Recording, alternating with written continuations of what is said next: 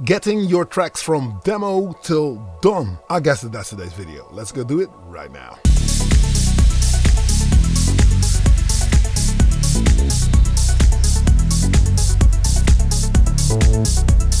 Hey, what's up? I'm in the kitchen and thank you for checking out yet another video. If this is your first time here, don't hesitate to click subscribe, hit that notification bell, because whenever I upload a new video, you'll be kept in the loop and you will not miss out on anything.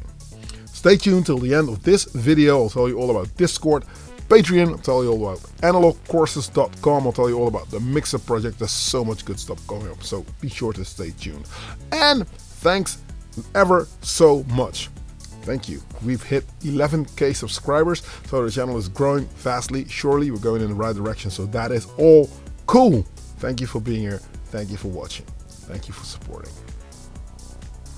Now, that's a question a lot of people ask me: how can I finish my tracks? I mean, there's a lot of videos online as well about finishing tracks. I'm gonna do this and finish a track, get your track done in 3 steps, blah blah blah blah blah. I just literally going to just like get the wrath of the whole internet on top of my head right now, because I will say whatever you heard anyone say on finishing tracks is just bullshit. I'm sorry, it's bullshit.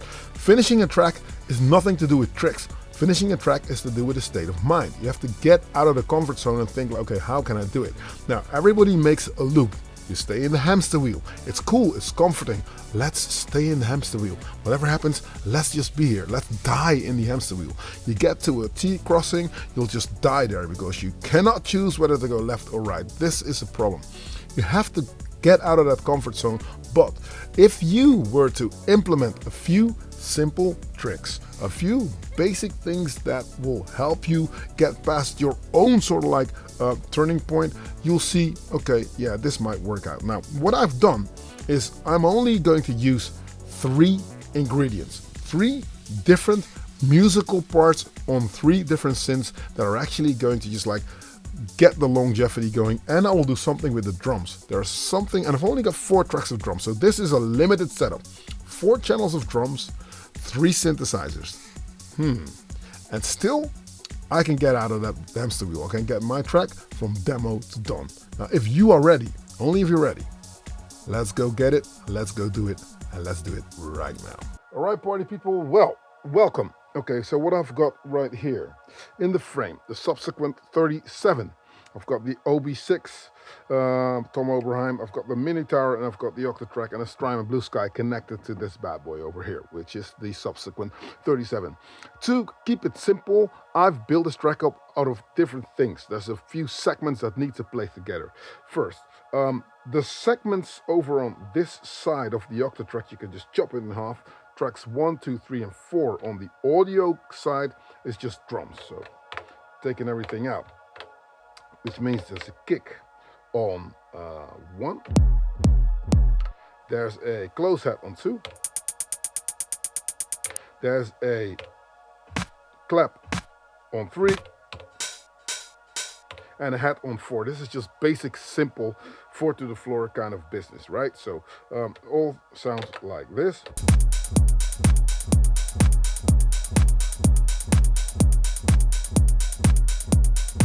So pretty simple.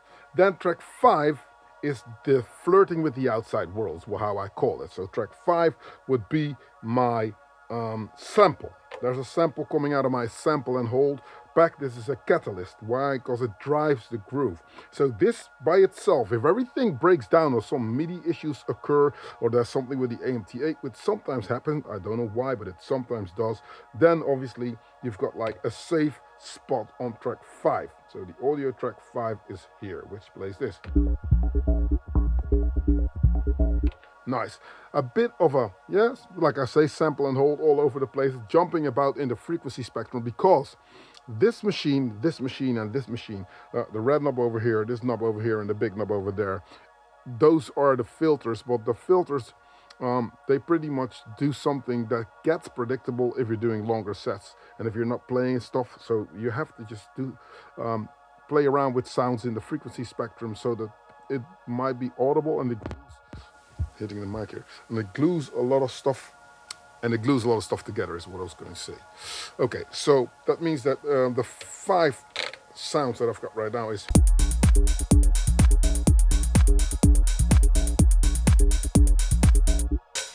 Track 6 and 7 are the through machines. Now, the four inputs are all occupied by those synthesizers. So I have this as my dedicated summing mixer as well. So the Octa plays a big part in where the sound goes. So out of here, I'll just go to a mixer.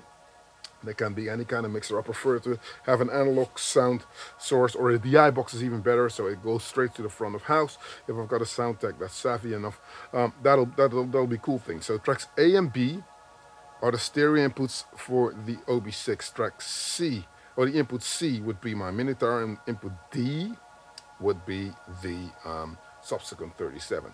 Now, I've only got two through machines because you have to sacrifice a few tracks on the Octa track in order for audio to go through it. So tracks 5 and 6 here are the synths that are playing, and the 8 is the master track. So that's the Octa track sorted for you. Now, the thing to create a track and get out of that hamster wheel kind of loop business is obviously this works, yeah? Cool, nice. I mean, you can think whatever.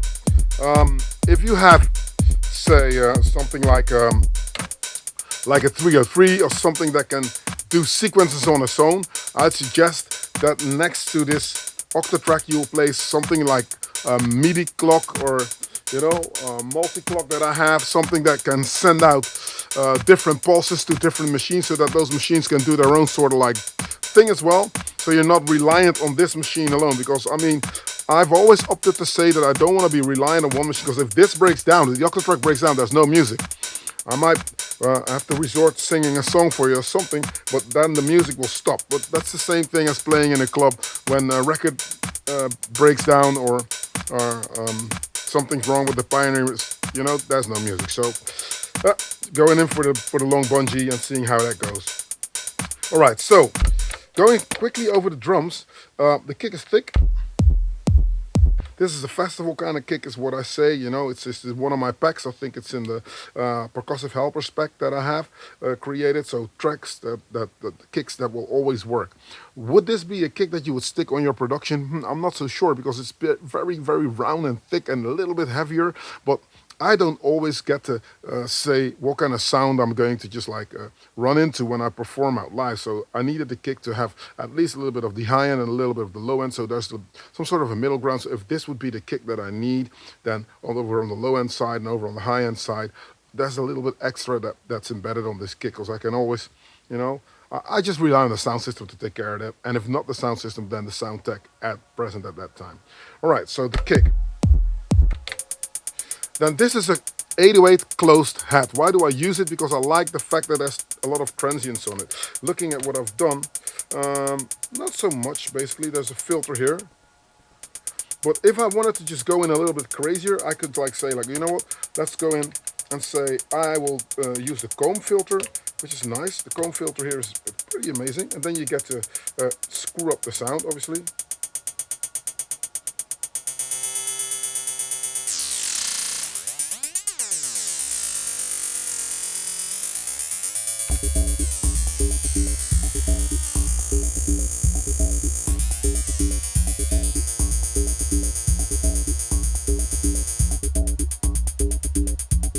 Which is nice, because now you have a trick that you can actually map to one of the crossfaders, obviously. So if my scene 2 would be this, I'll say, let's do that, and let's open up this completely. So if I'm playing it,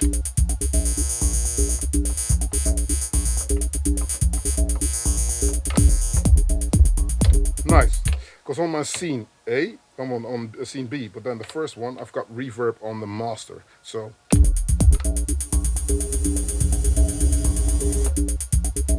and then holding this, you've got ample, you can just stick different effects on there, which is nice if you want to have a variety in your track. But what I don't do with a close hi-hat now I've tuned it via distortion into the music. So now you've got another trick to extend the listener's attention. The whole thing about making tracks, especially step-based, is to have ample options. You need options. We're going to get to that in a second when I get to the music part of things, because I think to be stuck in the hamster wheel is one. but if you got multiple hamster wheels, then it might actually help you out. But we'll get to that in a second. Okay, that's the hat. Okay, then there's a clap. It's just basic clap stuff, right? I mean, what I've done with this clap, let's see. Is there a little bit of... No, there's a delay, but I don't use it much. No, because it's on I'm a delay designer, so it's not doing anything. So that's just a clap. Another thing is try to get samples that are great out of the box, because if you now have to just like play live, worry about filters, worry about synths, worry about stuff playing or not playing, and then having to resort to sound designing your basic drums when you're doing it, that's so going to take away from your performance. And people are patient, believe me, they will stand there for at least 5 to 10 minutes, but if they get bored, they'll get bored like forever. They'll just walk off and you're just left with nothing. So make sure that you get great sounds out of the box already. What I've also done level-wise is that I've structured sounds within the sample page. So if I would go here, I'll double click it, then I'll get to the sample page on the Octa track. I'll just go into edit, then I'll get into the deeper editing page, and then on the last, say the second to last button here, which is effects 1, you'll get to the page where you can actually set the initial level for the sample. It's on 8.5 decibels here plus, yeah, so it's louder. So that when I get to, let's get out of here.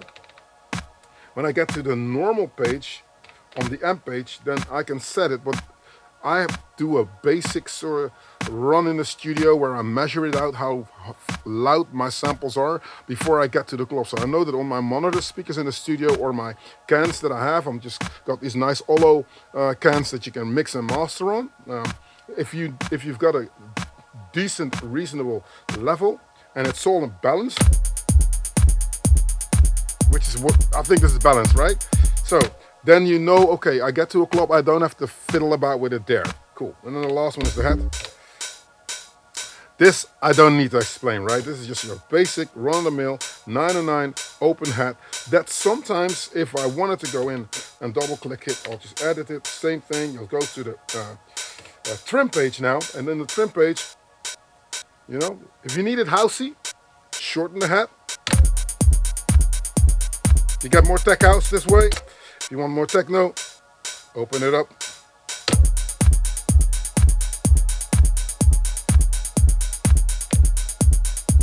Now the thing that you're hearing right now is because I've tuned the closed hat, you are already setting the chord structure for your track. People don't even notice it, but now whatever you play in the same key is going to just help you out and say, go like, oh, wait a minute, that's nice. I think the hat's a little bit too, the open hat's a bit too long. Because there's a little bit of, let me close. You don't hear it now? Listen. When I shorten it, it starts to go like a seesaw. Instead of the wow. Because there's a little bit of a curve on the pitch, if you can make that out. And if I'm just shortening it to the point that there's still a little tail, here's just the initial transient, right?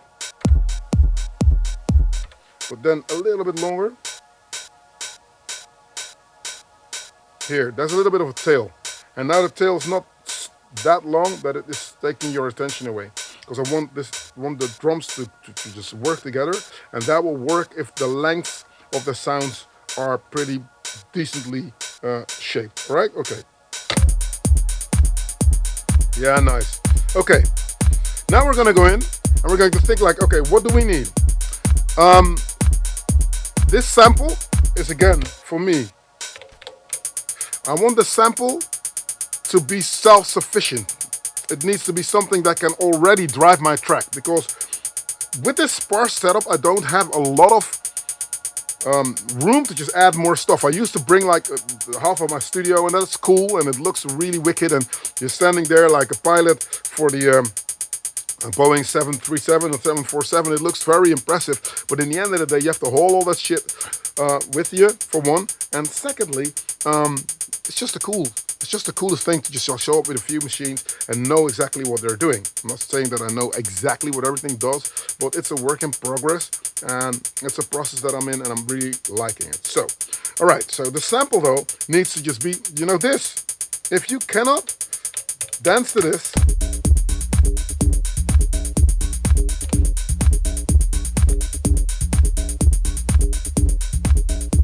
Lowering the close head now. So, go into scene B, listen.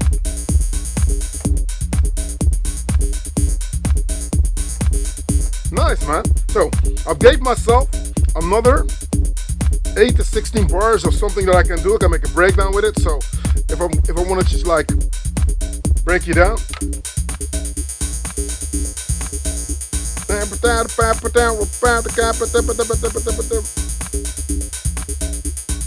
Nice. See? 1, 2, 3, 4. Kick back in. 5, 6. So it's simple, easy. Go back to the scene that I want. Now what I'm going to do now is play an arpeggio, but the arpeggio I've programmed on the OB6. It plays this.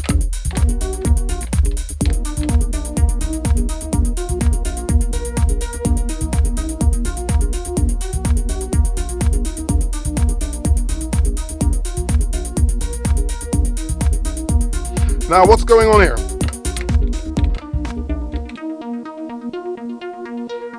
On the OB6, I have made a sample in a way that I'm thinking, okay, it does two things. If you pay attention and you notice that this is two chords, it's actually na na na no no no, and here it goes back to the.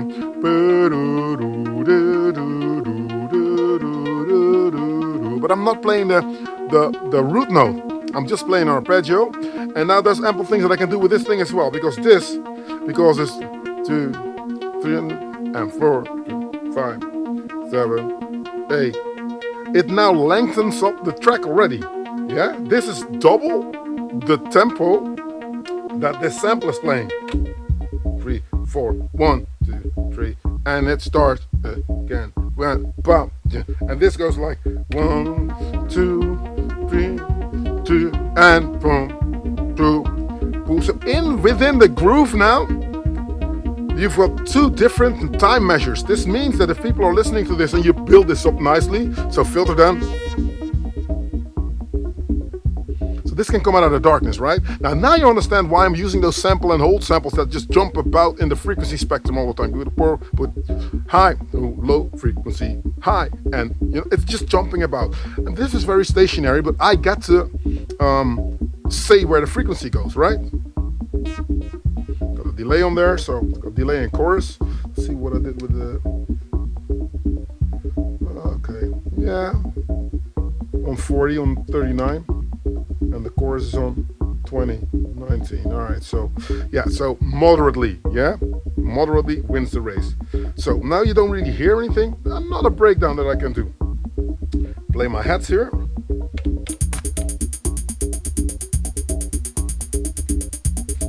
You don't even hear that the hats are tuned. Turn back in.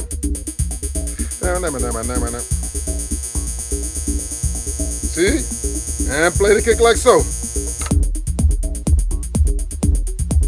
You notice how whenever I enter something into my track, it just brings longevity into the track, where you go like, okay, it goes into a certain direction and it's lifting the track up to the next sort of like stage, right? That's how I want to do it. So whenever I introduce something, take a lot of stuff out, preferably not the kick, because that's what everybody's dancing to.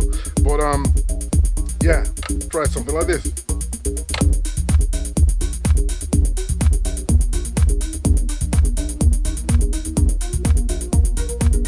One theme, right? Now, take the kick out and do that dramatic reverb break.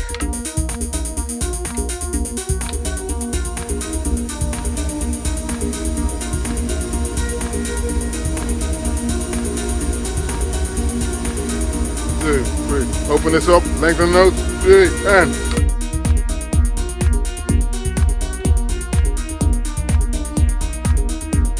Nice. And right now it's only working because I'm sticking it into the beat and I keep the beat driving, but you can just make a break with that as well. Now, that's one synth, that does one thing.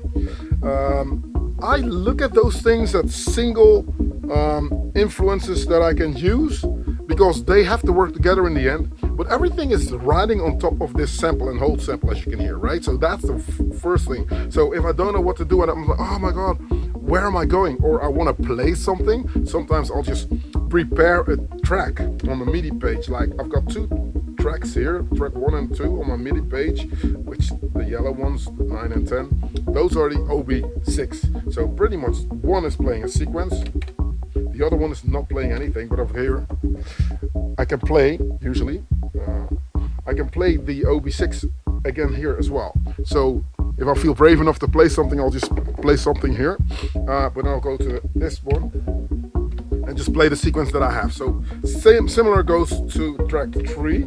Track 3 is the subsequent 37, which is also on track 4, but on track, I didn't copy it yet, but that's how I set myself up. Now let's listen to what that's gotta say. There's something here that plays. This is more of my ostinato sort of like thing. Stop. Stop. So I've broken up the sequence over a longer break as well. 3, 4. So this one goes into 64 steps, right? Play everything in, then we go. So if you don't want to make it too musical, but at the same time you don't want to resort to just playing loops, this already works, you know. Now we're gonna go in, we're gonna take this out, we're gonna play with filter, play with the lengths, play with the multi-drive. Nice, boxing it out. Listen how this plays together now.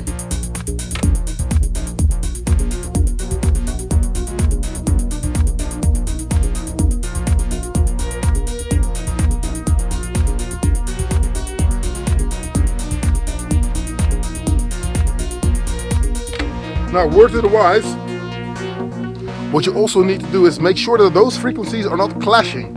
Yeah, so this is a rounder sort of like, yeah. You know, I've got like a saw that I'm lowering. This is more of a square wave kind of business, so those waveforms don't clash within where the sound design is. Yeah, so that, you know, I mean, they can overlap, but I prefer to not have them overlap too much. Otherwise, when everything goes guns and everone in here, you don't hear the sounds that much, right? So let's take this out. So for me, it's also easy to find out where I am. You know, first 5 are simple, then 6, 7, 8 is just set it, forget it, the check, and then 9, 11, and 13 is going to be my minotaur. I'm sure I'll play with the minotaur. Let's see what happens there. Oh, nice. Simple. This is just like head in the speaker in the middle of the track. I want to break something down. Yeah, nice. Okay. This is just, you know what I mean? This is just like, okay, we're not going home anytime yet, you know, go get another drink or do whatever, but you're not leaving the dance floor, right? Now, see how this fits with my sample and hold sample right here.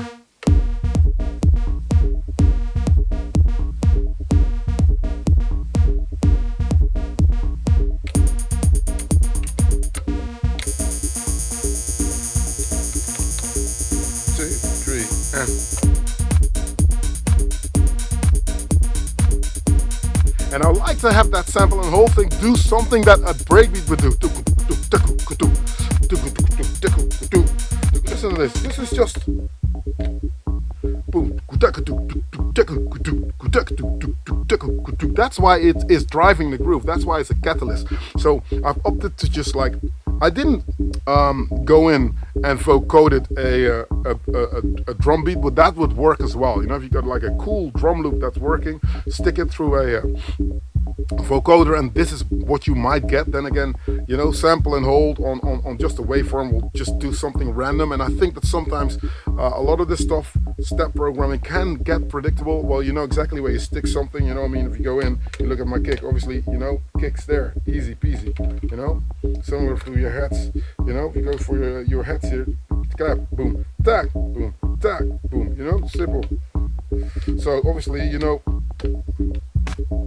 bam, bam, bam. So it gets predictable, you know, which is no problem. So you want something to be otherworldly, as I would call it, for me to just inspire me. And this sound is constantly moving. It's moving to the point that I don't get used to it too fast. So you understand that, okay, there's much happening, and this will pick the listener's attention. So getting out of the hamster wheel, in my opinion, means first of all you have to just tell yourself to get out of that state of mind where, oh yeah, the loop is perfect, you know. No, try and surprise yourself why you go, because after 5 minutes you yourself are forcing yourself to just think out of the box. So I've got different options now, you know. There's just a clap, you know. If you play well, everybody just likes it. The kick drum is the biggest MF in the room, right? So you need to be careful when you play it well. When you take it out, make sure that there's a reason why you take that out, and when you bring it back in, also do it with a purpose, you know. So if I want to bring my kick back in, I'm just going to bring it in with maybe those close heads. So something's going on, right? Boom, bam, boom. And there's also an accent on the one. But there's so much going on with that sample and hold sample. Now, go and check out the pack. This is not blatant self-promotion here. I really wanted something that would work, because I got so tired of trying to just like come up with a machine that did this kind of stuff when I can just stick a sample in. Now, am I a Dawless Purist? No, I am most certainly not. I prefer to perform without a computer, because that is predictability in itself, you know, and that's just not where I want to be, you know. I think you need to make music with your ears instead of with your eyes, but I do need to get up to par with where the standard is. So I would opt to just like make these sounds on my computer and then stick them in here. So yes, this is a hybrid setup, but what I take to the stage, it's got nothing to do with the performance on a DAW, you know. So if you work with Ableton, bless you, go do it. For me though, I'd like to bring these bad boys to the stage and just do it that way, but then that is cleared up, you know. So just because I'm Analog Kitchen proclaiming the Dawless realm doesn't mean that if you see me with a laptop, pitchforks need to come out. I just wanted to make that clear. Now, head open. I think that the head is still a little bit on the loud side, the close side I'm talking about, which is on track 2. So I'll go into effect 1 and I'll just shorten it more. So with the feedback, there is a, let me take everything out again.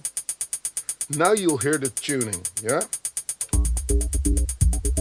But when everything plays, you don't really hear that tuning anymore. It could just be any other head, right? You only start to hear it here. Say, if I'm listening closely, around plus 27 on the feedback is when I start to hear there's a tune on there. So you can hide it in the background a little bit more. So if you know that 27 is where you hear the tuning of the comb filter, obviously because of the length, it's lengthening the distortion. It means that stick it around 18 so you don't hear it that much. Alright, so, okay, and I think I love the arpeggio on the OB6. So what I would do if I would build up my track, say let's do it quick fast, because we're running out of time. Quick fast, okay. This is how I would start my track. Start my track like this. So if I'm falling into this pattern, coming from another pattern, this is where I would start, right? Let's see if we can build something up. All right, let's build something up, right? Because now I've got all my ingredients, you know what everything is doing. So the Minotaur can do bass, it can do whatever. I just wanted for this song to do something pretty simple. So, okay, turning that on. So the Minotaur is on, what was it, 13, playing.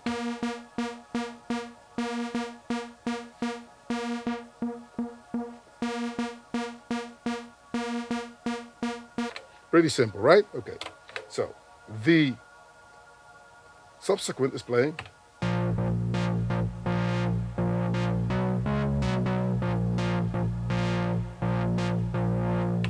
yeah, and then electro boogie, and then the OB6 is playing.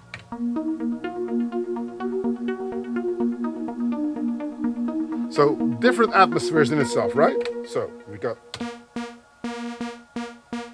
dry as a bone, not much going on right there, effect wise.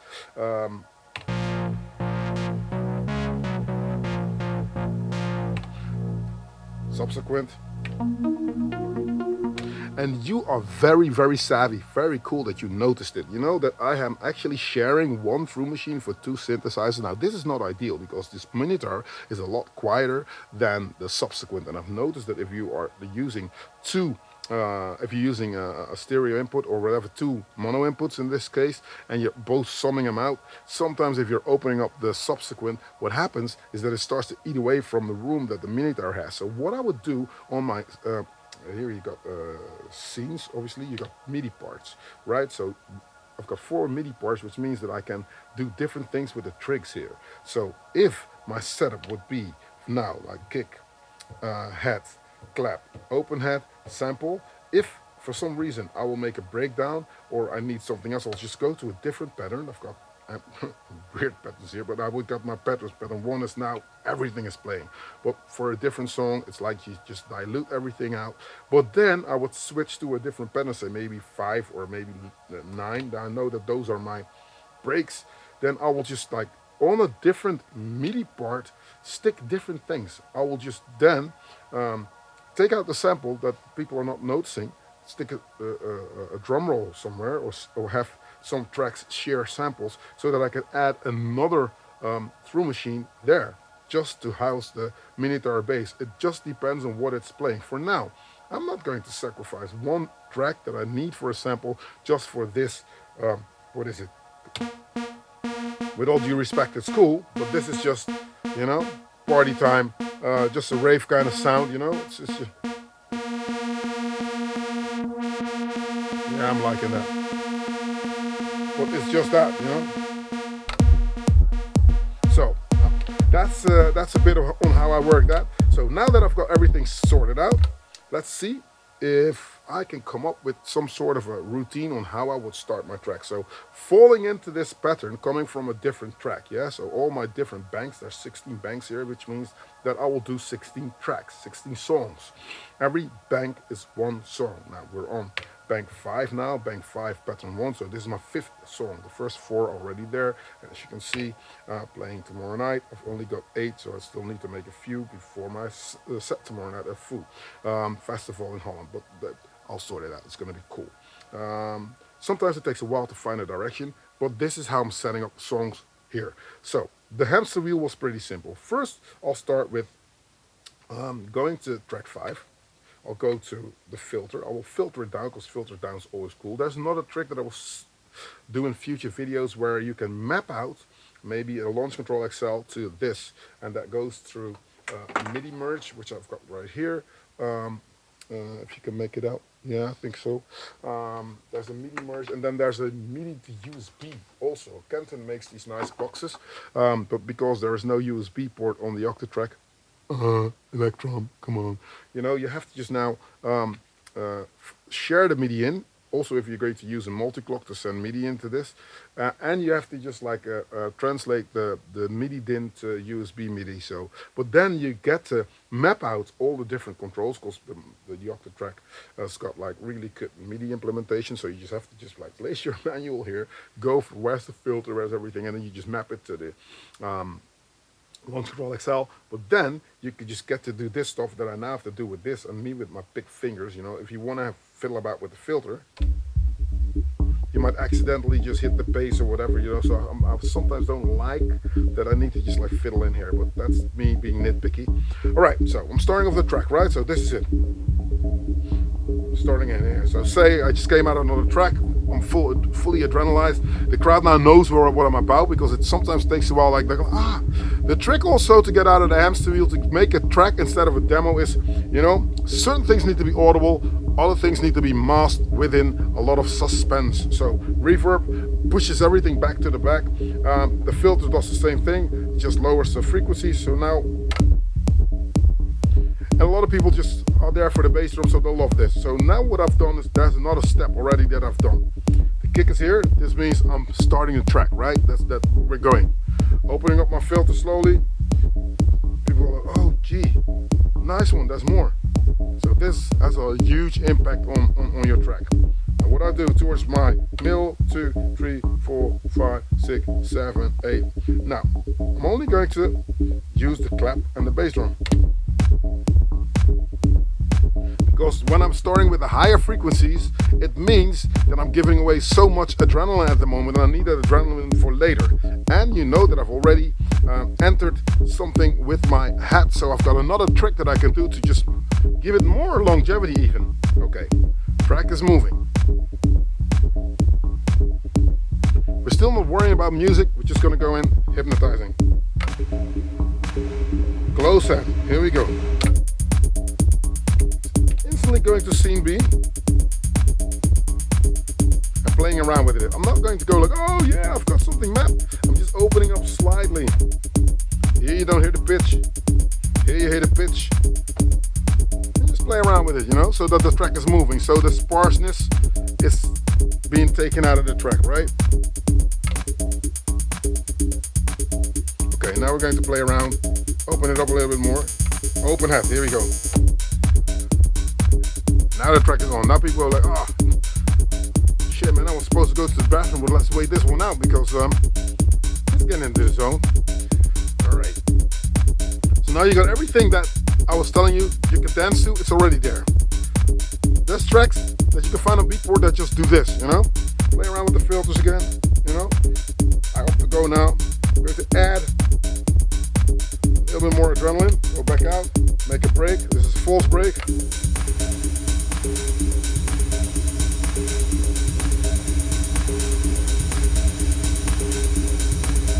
Already know on my MIDI page that I'm going to lower the filter because I'm going to hide this arpeggio in the back of what's already playing, because the roundness of my sample and hold sample on track 5 is only in one key, right? 1, 2, 3, go. Because the higher all the harmonics that you hear, that's something going on with the filter. The frequency range is in a way that you hear the sound that's on the boom boom boom boom boom boom boom boom boom boom. But the filter plays. So there's 2 notes that the sample is playing. Listen. And now when you play this.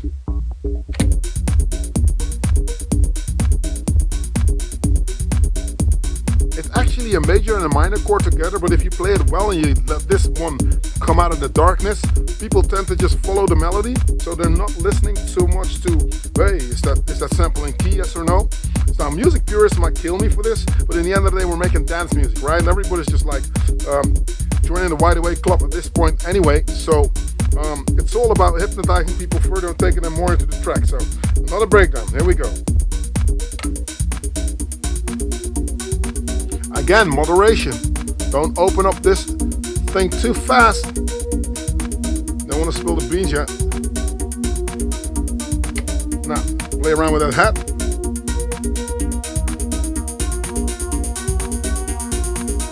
And it's funny because now here's something happening on my crossfader with the hat. And this is open up as well. Go back in like so. So, the hat helped the OB6 to go to a different level. Now, I'm thinking, all right, you know what I mean?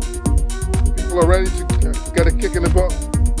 So this out, this on, and we go like.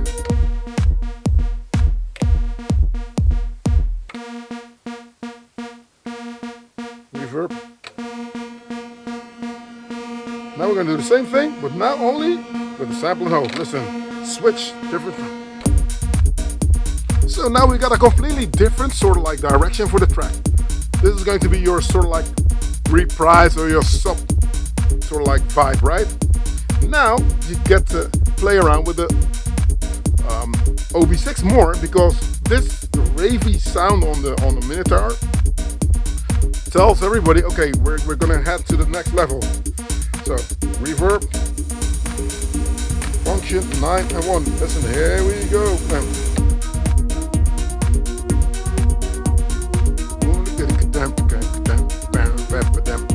See? Also, short notes. Otherwise, you won't hear this one. If you're going to release this out, see, minutes are gone. So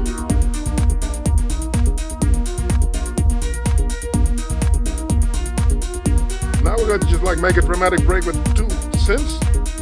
Take this out.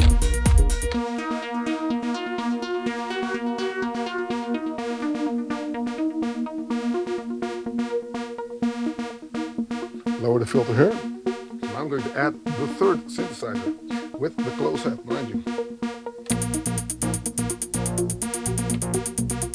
I go back to my hat because that's always going to help my filters, right? Let's lower this filter. See, that was annoying me a little bit. Because people are focusing on the hat. Do you hear how loud this hat is now? So everything plays together, right? So this plays an intricate part. Hat open, kick in. You see, I'm already 12 minutes in, and you know, this is how I prefer to just work this sort of sound. Now this trick, I can promise you, it works all the time. It works all the time with all kinds of vibes. But you might have to rewind this video and check out how I've set it up, because this is only with 3 things. You can do it with multiple things, but then sometimes I see people just like go off into oblivion with a thing that they didn't intend to start. But you know what I mean? It's cool if that's your prerogative, right? But in the end of the day, I just want to keep people simple. I want them to just like focus on the track, because it takes a while for people to get used to the track. After the first 2 breakdowns, when people get the gist of what I'm doing, they're going to start running up to the DJ box and asking me, that track that you just played, can you tell me what it is? If you're lucky, they're going to start Shazamming your song, which is the coolest, because if you're doing this kind of stuff, well, good luck on you. Hopefully Shazam comes up with something creative. But it means people don't really know that you're playing the same track, because their adrenaline tells them, oh wow, something cool is happening. 2, 3, hat. See, this is false alarm. I'm only going to enter the clap if I'm opening up filters.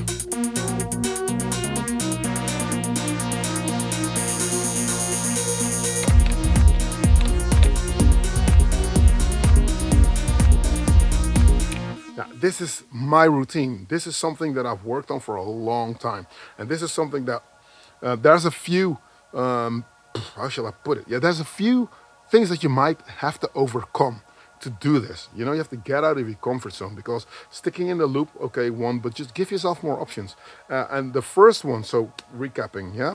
The first one is have multiple time signatures within, or lengths, or sequence lengths within your track. Yeah, the kick drum is always going to be there. The hat's always going to be there. So starting with the drums first, obviously it's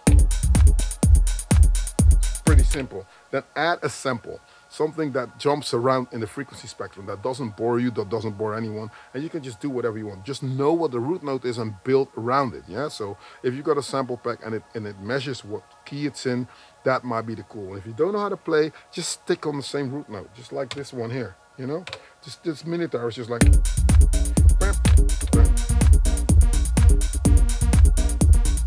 And rule of thumb, if you don't know what to play, if you got problems trying to come up with sequences, think of drums. This is just a drum sequence, right? This what is playing right now. Let's take out this.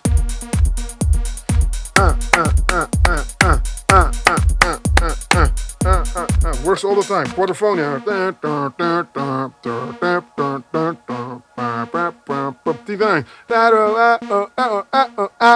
It's always the same thing, you know? So this is classic house, classic rave, classic GABA, classic whatever electronic music. This will always work. So I'll stick either a drum or a sound or something that's a hybrid of both of them, because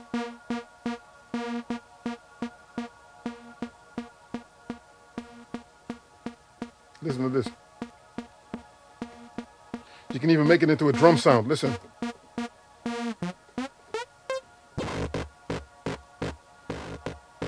Now it's a drum sound.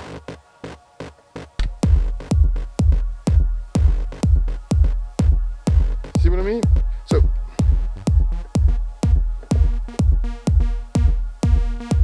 So there you go. So that with your sample and hold is already party time.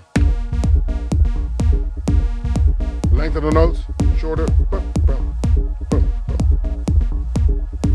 Envelope generation, very important. Envelopes here. Okay, nice. Now, the drums were self-explanatory. If you're making dance music, you don't know how to make those drums, then I don't know what to tell you. So,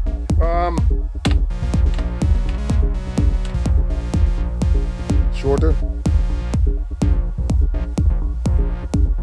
But also, I've opted to go with modern sounding synths. The only old school sounding synth that I have is the Minitar, right? This is the Taurus, right? This is a bass synthesizer that Moog made with, it was just a big pedal thing, I think. People played it with their feet on stage. This is a reissue, it's nice.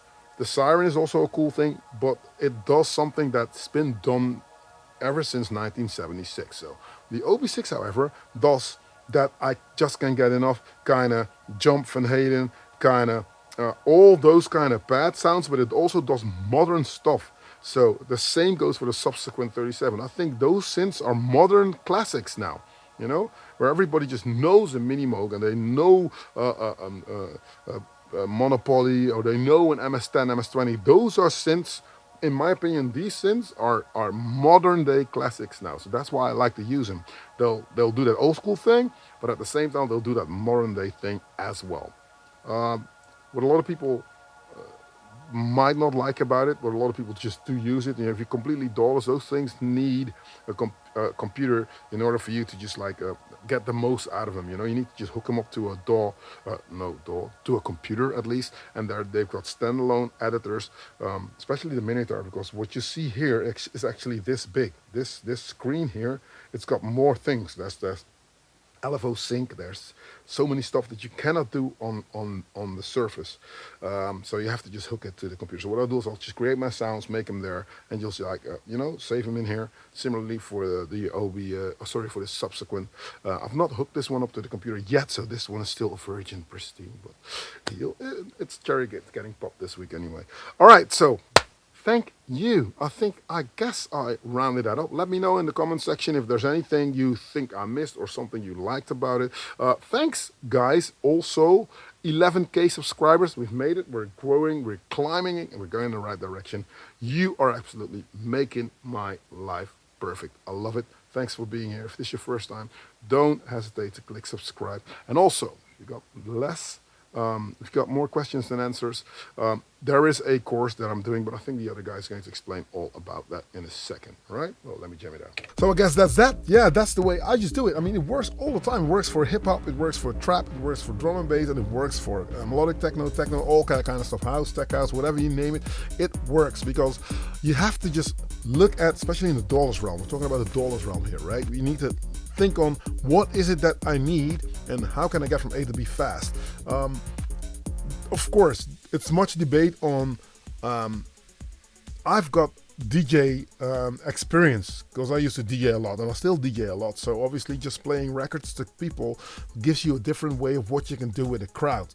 How long certain sequences can run before things get really, really boring, or when people start to throw stuff at you. You really, that's an experience that I have. I try to translate that into the videos, obviously, so you guys can understand, okay, maybe if I do this, then that'll happen. Or maybe if I do that, then I shouldn't really be doing this. So just just tag along with the videos, basically. You know, I mean, I'm whatever I know, I'm telling you. So it's that simple. You know, there's no hidden agenda. There's no behind door number 2 stuff. It's just what you see is what you get, basically. And it works because it's been working for a long time for me, and it does still work. But you need to just like think, okay, what do I want? Where do I want to go? The bigger picture is always what's going to help you. We're talking about bigger pictures here. If you've got more questions than answers, you need more information, enroll now. There's a discount because the course is not yet finished, and in May everything should be filmed online. Go to analogcourses.com. patreon.com. So now you can get in there early. See it as some sort of a Kickstarter thing, because on my Patreon and Discord connection, I'm actually talking to the community on what is it that you are missing within your Dawless or production scheme. It's not purely Dawless. There's people that work with Dawless stuff like myself, and there's people that are working with computer stuff also like myself at some point. So there's different things. I'm just trying to lay down the knowledge that I have. Been doing it for quite some time. I think I know pretty much about it, and if not, I can get people that know more than me that can also enroll. So it's pretty cool. So that's analogcourses.com. Do check it out today. You won't be breaking the bank. And if you want to support me, thank you very much. Patreon.com is really cool. As well as thank you 11k subscribers. 11k subscribers. That is something, you know what I mean? It's not nothing.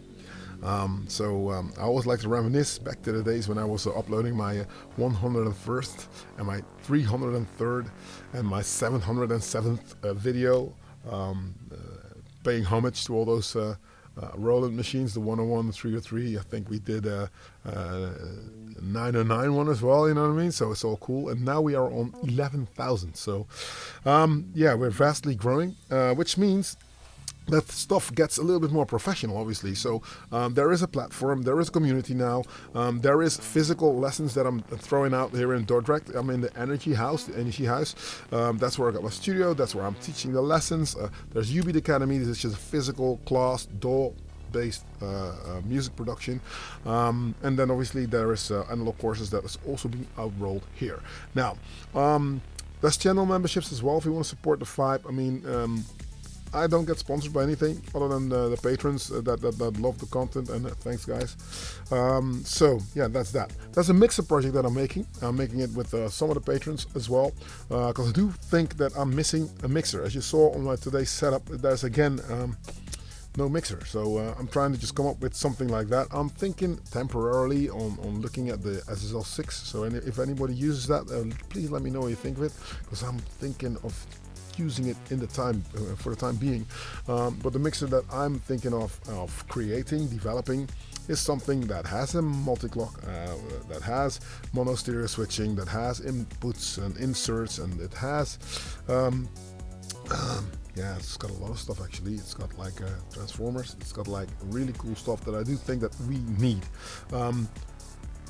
Most Dawless setups all sound different because a lot of people know how to play synths, but they don't know how to mix synthesizers. That's a different thing. And when you play records, you don't have to worry about how the record is mixed. But when you are playing synths, you are the record. So you need to make sure that you don't overshoot on your highs, you don't overshoot on your low end.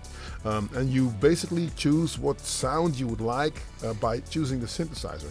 And I think that there's something that needs to be in the middle, so a mixer can take care of that as well. If you got a good, clean sounding mixer with a lot of headroom, which is not too big, because obviously you've got studio mixers and then you've got club mixers, and there's nothing in the middle, right? So if you want to do it the correct way, there's the Model 1, and that's expensive, or a Zone, which is also expensive. So I'm thinking, can I combine a few things that I do think we're already buying anyway? You're buying a Zone mixer, you're buying a multi-clock, throw all that stuff together, see if we can make that work.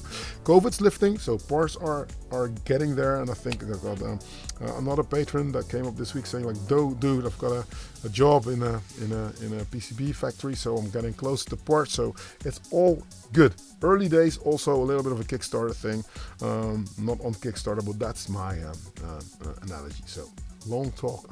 Am I digressing? I might be. Okay, so that is that. The music's on Bandcamp if I like it. I'm working on an album at the minute, so I'm not throwing everything out there, but there's some cool music out there, especially the music that you heard in the beginning of the video. That's a track called Desire Lanes. You can just get it on Bandcamp. And I guess that's that. Next week, hopefully, I've got some footage of the Foo Festival gig that I'm playing tomorrow night. It's all relative, obviously, because if you're watching this video next week, then the gig has already passed, and then you might just click ahead to the video where the footage is. But if not, and you're still here, and this is the premiere, in a second we're going to go online in Discord, and patrons have access to that, and we'll talk synths, we'll talk nonsense, we'll talk gas. we'll talk setups, we'll talk any kind of thing. So that's coming up. If not anything else, thanks for watching. If you made it this far into the video, you're an absolute superstar. Analog Kitchen out. Catch you next week on another video. Peace.